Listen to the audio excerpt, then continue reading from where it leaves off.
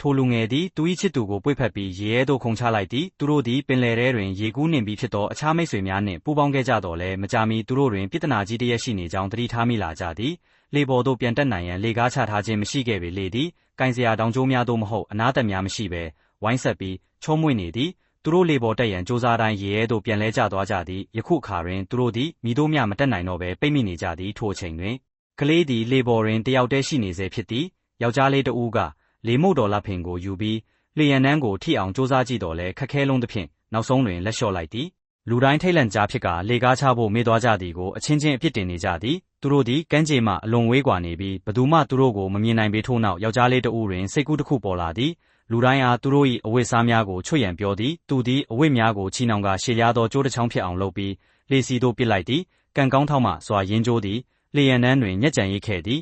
ယောက်ျားလေးတဦးကကျိုးပေါ်တွင်တက်ရန်စတင်ခဲ့တော်လဲထိတ်ဆုံးသို့ရောက်တော့မိအချိန်တွင်အဝတ်စများဆုတ်ပြဲသွားခဲ့သည်